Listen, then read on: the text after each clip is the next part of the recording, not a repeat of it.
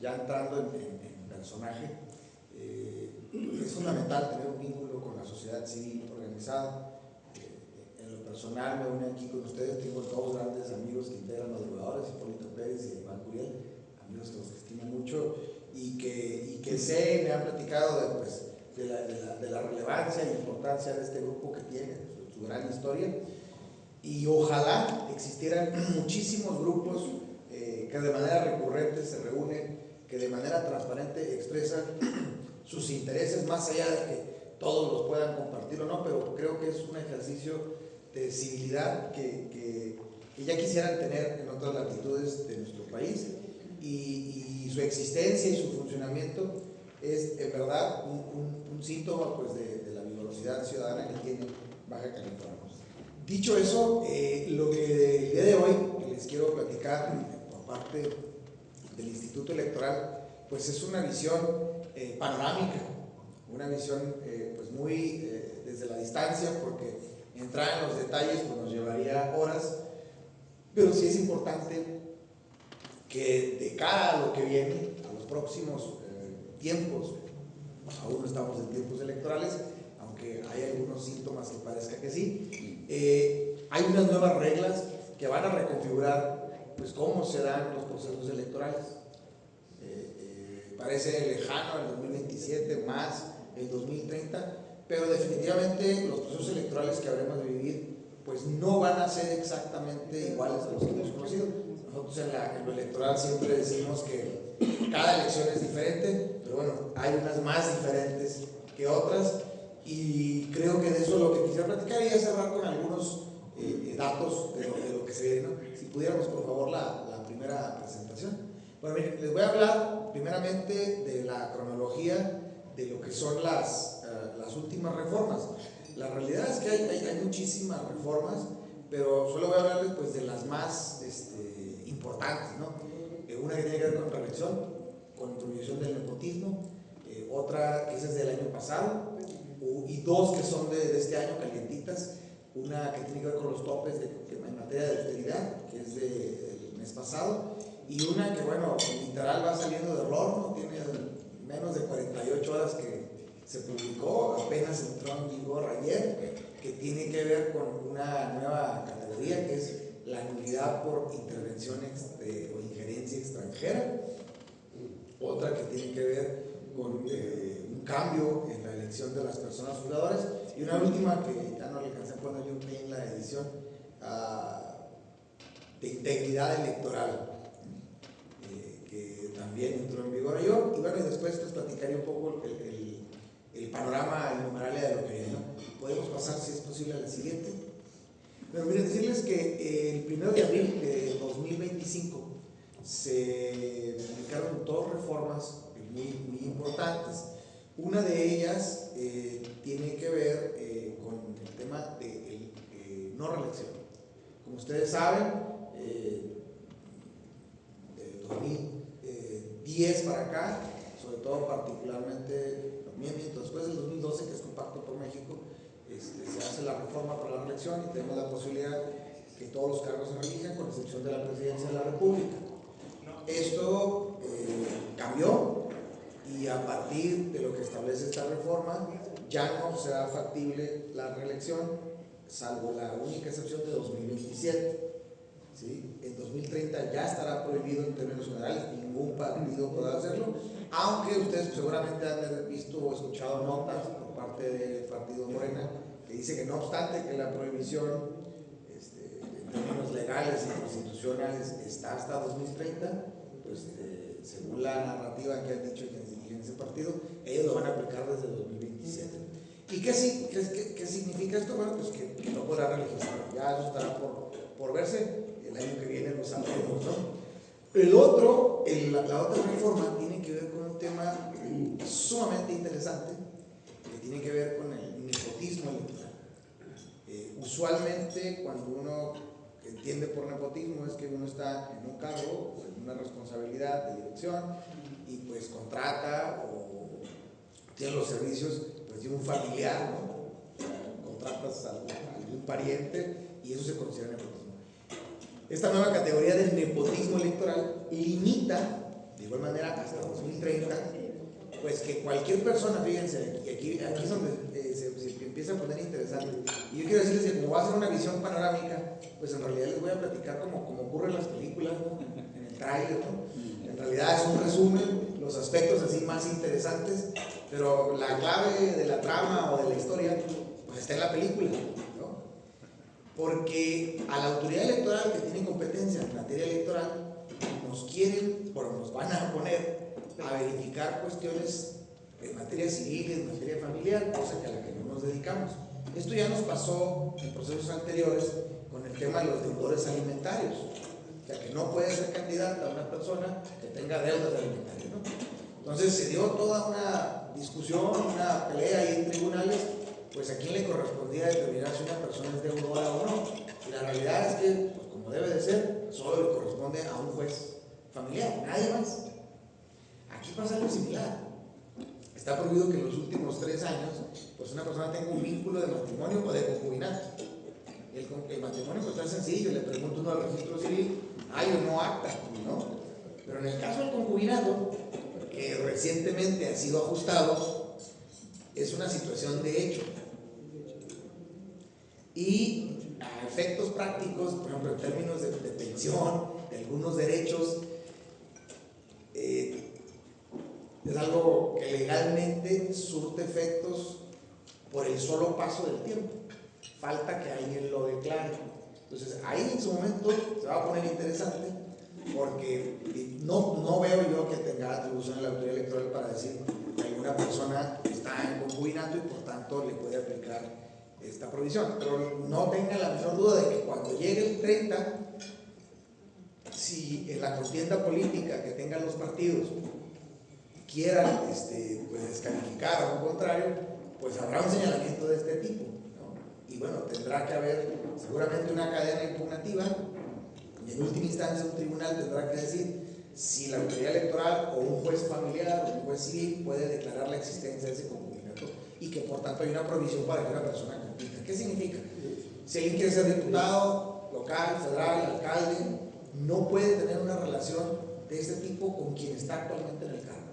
Esta reforma, en términos políticos, se ha pensado sobre todo no tanto en Baja California, pero en el sur del país, donde hay municipios en donde una familia pues tiene 15, 20 años gobernando el municipio, ¿no? Estuvo el tío, luego la sobrina, luego la mamá, luego el esposo, ¿no? Ha llamado la atención particularmente por algunas gobernaturas en donde pues hay un aspirante o una aspirante que tiene una relación ya sea de paternidad con la actual titular o de matrimonio con el actual titular. Entonces, bueno, estas normas limitarían este supuesto, ¿no? Creo yo aquí la parte más complicada es la parte esta del concubinato y la del parentesco por afinidad. Porque bueno, me queda claro que en el caso del parentesco directo, bueno, pues si es tu hijo, sobrino, si es tu hijo, tu nieto, tu tataranieto, pues está claro. O papá, abuelo, tatarabuelo, pues sencillo. El problema va a ser aquí en la afinidad del segundo grado, por afinidad, que son los parientes políticos. No solamente el suegro, la suegra, el yerno, la nuera, sino puede ser también el sobrino, y ahí es en donde precisamente ya se pone interesante. Hay estados, por ejemplo, en donde no necesariamente siendo del mismo partido, pues compiten familiares, primos, y bueno, esta limitante seguramente en aquel momento va a jugar un rol importante. No aplica para el 27, pero es lo que viene ya para el 30. Siguiente, por favor. Estos son los artículos que prevén todas estas limitantes. Les decía, la parte de la reelección también se va hasta el 30. Ha habido una discusión más en redes sociales que real de si una reforma que recientemente se dio adelantó la prohibición de la reelección. No, sí está vigente la reelección y sí se van a poder elegir en términos constitucionales y legales todas las personas que por ley lo puedan hacer, ¿no? Cuando ya no se va a poder, va a ser la elección del 30. La próxima, por favor. Mira, otra reforma muy interesante, y esta ya es de la siguiente, por favor. Esta ya es de este año. Tiene que ver con una reforma que se le denominó de austeridad. Y básicamente aquí lo que se quiere imponer pues es que no haya gastos muy grandes, ¿no? Según datos del Partido Morena, Baja California es el congreso más caro a nivel nacional. Si cruza un presupuesto asignado respecto a población o respecto a padrón, eso es en sus números, más de 1,000 millones. Y cuando hay otros estados, pues que hay una correlación mucho menor. Esta reforma lo que establece es un tope al presupuesto de los congresos, que vamos a ver en la siguiente lámina de la presentación. También pone, además de este tope a los presupuestos, una limitante a la integración de los ayuntamientos y una limitante a las remuneraciones de las autoridades electorales. En el primer caso, el tope del presupuesto de los ayuntamientos, de los congresos, les digo así, números gruesos, Baja California anda arriba de 1,000 millones, si nos vamos al punto 70% del presupuesto general, pues no debe superar los 600, no van a pasar como 400, 500 millones, ¿no? Pero eso ya hay una reforma en lo local, ya ellos van a hacer un ajuste. Y luego está esta limitante del número de integrantes de los cabildos. Eso no afecta a Baja California porque el número máximo de los cabildos es justamente de 15.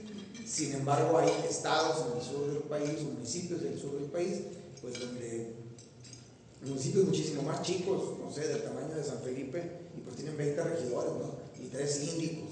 Entonces, obviamente allá sí tiene un impacto, pero decirles que en la parte del punto 70 sí impacta a Baja California, tendrá que hacerse un ajuste, ya hay una reforma en lo local. En el caso de la integración de los cabildos no hay ninguna limitación.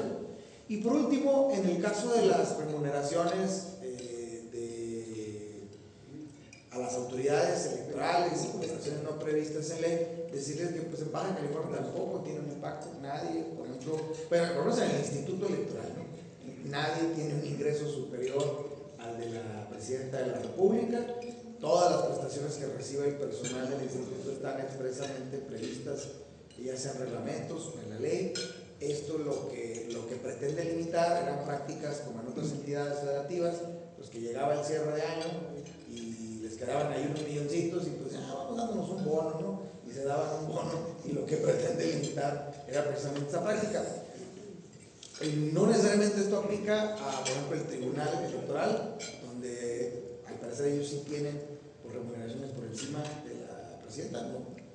Me imagino que ellos van a hacer ahí algún ajuste, ya no sé si este año o el que sigue, pero en el caso de Baja California no hay una limitante, no impacta, porque finalmente pues ya estamos diciendo, el Instituto Estatal Electoral de Baja California es el quinto en términos de costo, pues menos caro o más barato, creo que escucha un poquito feo decir más barato, ¿no?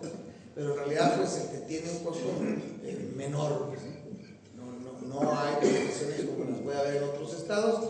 Eso a veces nos pone complicaciones, pero pues no pasa nada. Yo les digo, a veces se me ha olvidado manejar, ¿no? Y cuando a lo mejor hay un traslado entre ciudad, pues sí pido que me apoyen, pero bueno, no lo pues solito, ¿no?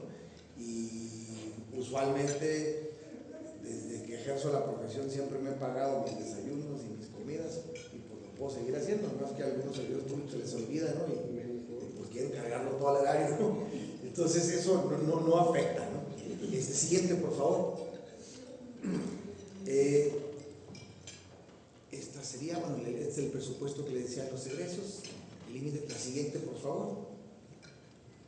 Y tope esto. Estas son las más, de las reformas más recientes, que pues tiene básicamente, les digo, 48 horas, que entró en vigor y que ha generado una gran discusión, particularmente en el contexto en el que se está dando pues esta entrada en vigor, porque pues creo que es público lo que está pasando con el gobierno de Estados Unidos, y hay señalamientos pues, muy graves.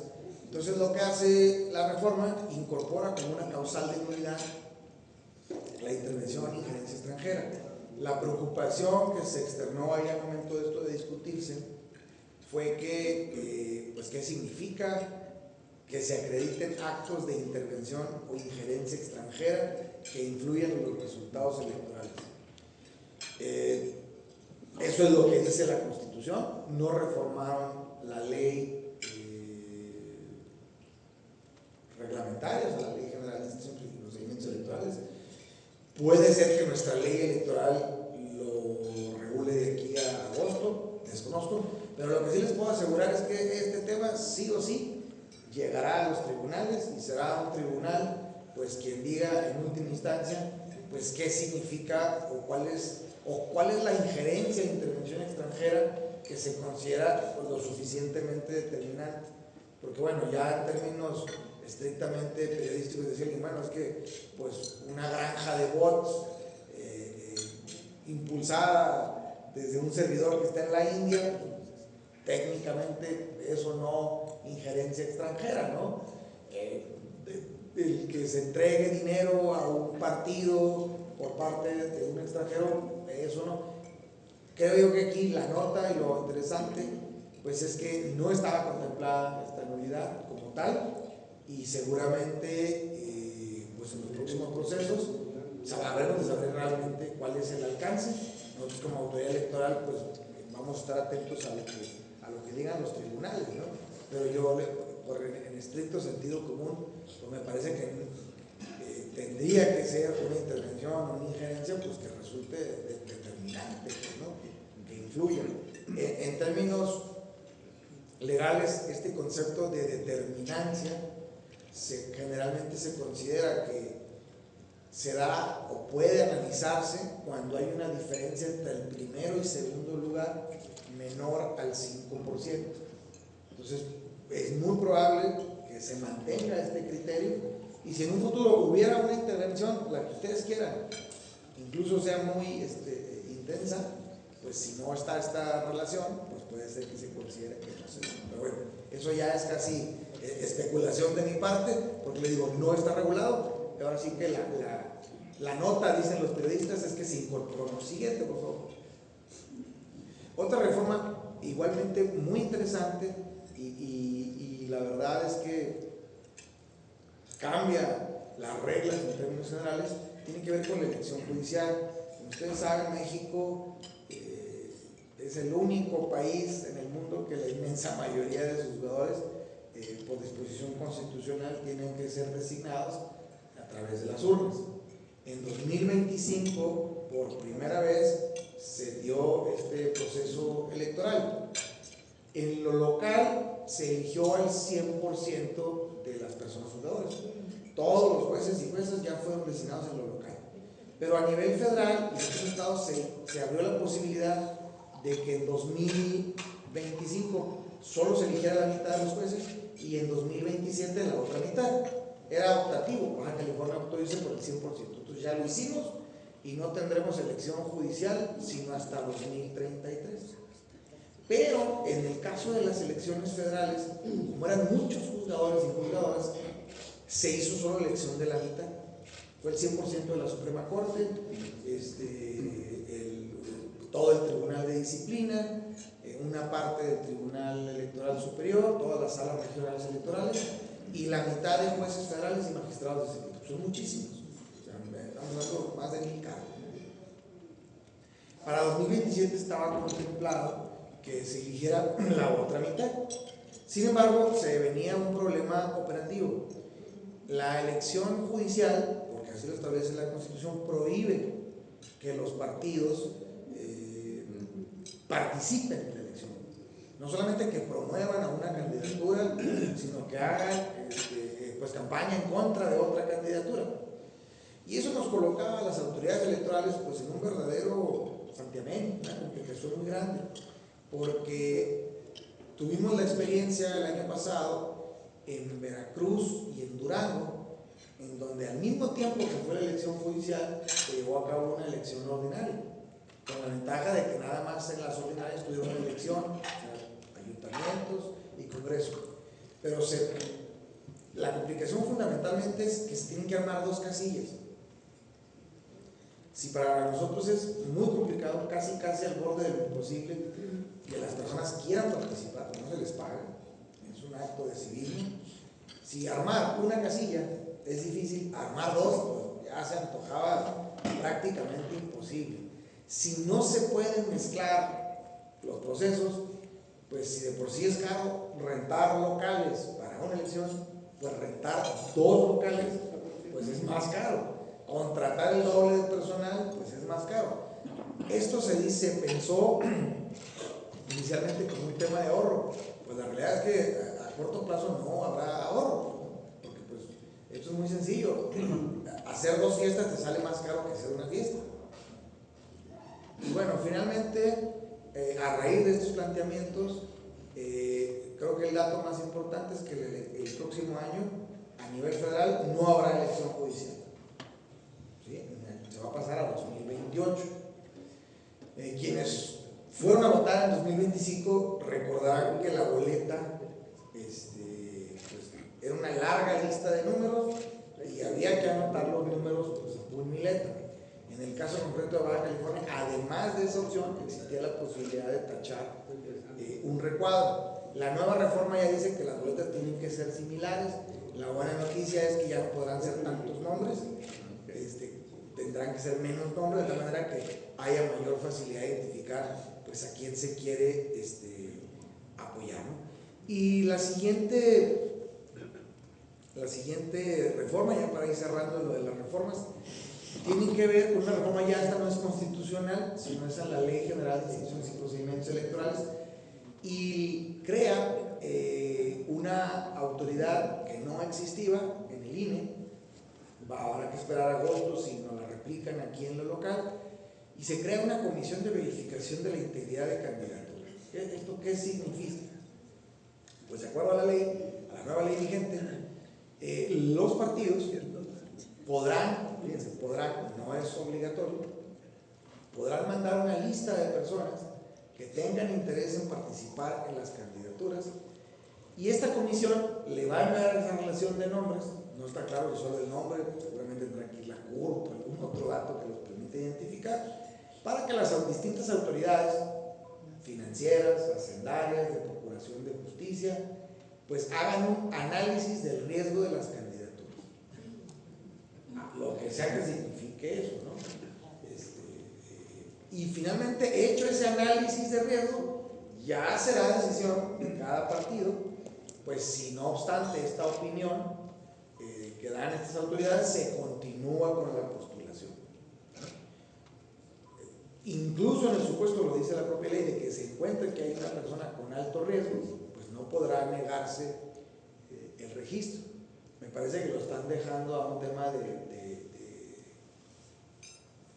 prudencia política, si quieren, ¿no? Pero finalmente es algo novedoso, es algo que no existía en el sistema. Les puedo dar como datos, solo está considerado para las candidaturas de los partidos, no para las candidaturas de las personas juzgadoras. Entonces eso ya nos dice más o menos hacia dónde está dirigido. La propia reforma dice que con independencia de que se haga o no la postulación de esta candidatura que pueda tener algún riesgo, las autoridades que reciban esa información pues podrán proceder, ¿no? Lo que sea que signifique eso. Me parece que tiene que ver, pensando en algo absurdo, ¿no? O sea, una persona que tiene pues, muchas averiguaciones previas por denuncias de distintos delitos, que tiene transferencias millonarias, pues que no se corresponden con los ingresos declarados hacendarios, pues está claro que es un perfil problemático, ¿no? Que hay una, dicen los fiscalistas, discrepancia fiscal, ¿no? Pero bueno, eso es lo que contempla la reforma. Esto sí va a aplicar ya para el 2027. Entonces, esto es en términos generales, les decía, el panorama de las reformas. Son nuevas reglas, les decía, las de nepotismo y no reelección aplican hasta el 30, elección judicial hasta el 28, y bueno, este tema de integridad, pues sí, ya el próximo año, y las de austeridad, ¿no? Y ahora pasemos a explicarles algo muy importante. Por ley constitucional no puede haber reformas dentro de 90 días antes de que inicie un proceso electoral. Es decir, no pueden cambiar las reglas como en el Big Brother, ¿no? En pleno proceso electoral, sino que hay un límite a estos cambios. El día siguiente, por favor, el día de ayer se superó ya el límite de una reforma federal, es decir, las reglas que van a aplicar para la elección de 2027 ya están definidas en lo federal. Pero en el caso local, como a nivel federal, la elección empieza la primera semana de septiembre. Entonces esos 90 días pues se cumplieron apenas, ¿no? Recientemente. Pero a nivel local, como la elección inicia el 6 de diciembre de este año, pues esos 90 días se recorren, es 5 o 6 de septiembre, ¿no? Que pudiéramos tener una reforma en lo local. Es muy probable que sí haya una reforma en lo local. No veo algún tema trascendental, pero sí puede darse. Entonces me preguntan, ¿cuáles serán las reglas que rigen en Baja California? Hasta el 5 o 6 de septiembre, con absoluta certeza lo vamos a saber, ¿no? Eso sería lo siguiente. Siguiente, por favor. Y bueno, ya ahora sí, para cerrar como corolario, el próximo año, el 6 de junio, domingo 6 de junio de 2027, en Baja California, pues estará en juego todo. Todos los cargos están en juego. La gubernatura, las 25 diputaciones, las 7 presidencias municipales, 7 sindicaturas y un total de 63 regidurías. Tenemos 6 partidos políticos locales, un partido local, estatal, y bueno, históricamente la fecha límite para que haya una coalición es finales de diciembre, principios de enero. Vamos a estar a la espera si hubiera alguna coalición. Siguiente, por favor. En términos de los números, este es una numeralia que todavía se va a actualizar de cara al 27, pero más o menos que vean ustedes el número de casillas, de secciones que se tuvo en el proceso electoral pasado, el número de personas en posibilidades de votar, 3 millones casi 350,000, en un estado que tiene una población pues más de 4 millones. El municipio pues con mayor población, listado nominal, pues sin lugar a dudas es Tijuana. El segundo de ellos es Mexicali. Ya si ustedes consideran pues zona conurbada a Tijuana y a Rosarito, bueno, pues aquí está más del 60% de las personas votantes. Estas se las puedo dejar para que si alguien la quiere consultar lo pueda recibir. Al siguiente, por favor. Una particularidad de Baja California, ustedes ya lo vieron, la boleta tiene fotografía. Eso facilita muchísimo, pues en una amplitud de oferta, pues conocer la candidatura, a el candidato o candidata. Y de los desafíos que vemos, por ejemplo, el tema, les decía, además de integrar la casilla, conseguir 7 personas que quieran estar ahí de sol a sol, organizando la elección, no es sencillo. Pero también tenemos una complicación, que es la contratación de las personas que apoyan de parte del instituto, desde cuando armamos nosotros en nuestros distritos unas cajitas que le llamamos paquete electoral, que es donde están las boletas, para entregárselos a quienes presiden la casilla, y luego una vez que concluye la votación y que los asisten ahí para contar votos y los regresan, se llaman supervisores electorales y capacitadores asistentes electorales. Más o menos estamos hablando de, pues échenle ahí, 1,350 personas. Es un verdadero desafío contratar a esas personas, porque para mayor complicación el INE nos impone un rango de pago. No les podemos pagar más que a los de ellos, y a veces esto se hace con decisiones muy centralistas, y a lo mejor, no sé, en Guerrero o en San Luis, pues abren una convocatoria y hay una fila de gente ahí puesta y dispuesta para trabajar. En California no es el caso. O sea, hemos sacado hasta 10, 12 convocatorias para lograr contratar a estas personas, porque encima les hacemos un examen, les hacemos una evaluación, una entrevista, cuando pues en cualquier otro trabajo pues prácticamente llegan, enseñan su credencial, a lo mejor su acta y vámonos, ya empiezan a trabajar, ¿no? Entonces eso tiene una de las particulares en Baja California, pero siempre lo hemos logrado. Estamos seguros que en el 27 lo vamos a volver a hacer, no sin la intensidad del estrés de hacerlo, ¿no? Siguiente, por favor. Fechas relevantes, les decía, 6 de diciembre es el inicio del proceso. 1 de agosto de 2027 entra el nuevo Congreso. Por primera ocasión, titular del Poder Ejecutivo Estatal, gobernador, gobernadora, entrará el 1 de septiembre de 2027, y los y las alcaldes 1 de octubre. Nosotros estamos proyectando que una vez que entran ya en el cargo, nosotros estaríamos cerrando seguramente pues ya un proceso electoral. Jornada electoral sería el domingo 6 de junio, y bueno, la parte importante es que entre el 9 de junio y el 11 de junio haremos el cómputo. El cómputo es realmente cuando se cuentan los votos que definen pues quién gana y quién pierde. El cómputo que se hace en la casilla lo hacen personas que no se dedican a lo electoral, son ciudadanas y ciudadanos, y el margen de error es muy alto, no obstante que se les capacita, pero usualmente más de la mitad de la casilla es gente que llega ese día, y bueno, pues es una capacitación express, ¿no? Y particularmente donde hemos tenido muchos problemas al momento de contar los votos en casillas cuando hay coaliciones, ¿no?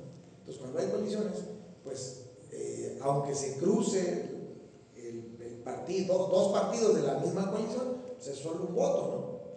Y a veces al momento de contar los votos, pues el ciudadano pues, le pone 2 votos y pues hay 2 crucecitas, ¿no? Y eso genera, a veces nos ha pasado que casillas que tienen 750 votos, boletas, pues traigan más de 1000 votos, ¿no? Pero en realidad es un error que yo de verdad las cosas, les digo muchas veces que muchos de esos errores, más que ser prueba de una irregularidad, es prueba de una autenticidad, porque es justamente lo hizo una persona que no se dedica a eso. Y lo que hacemos cuando detectamos ese tipo de errores, ya en el Consejo Distrital, pues si hay alguna discrepancia, se abre el paquete, se vuelve a contar, todo está en transmisión en vivo, hay representantes de los partidos, o sea, con absoluta transparencia, y ya se emite un acta que es la que finalmente determina quién tiene más y quién tiene menos votos, ¿no? Les puedo decir, yo creo que personalmente en 2016 me tocó la elección de una diputación. En el PRE, que es el resultado de los resultados preliminares, que es preliminar, como su nombre lo dice, un candidato iba arriba, iba en coalición.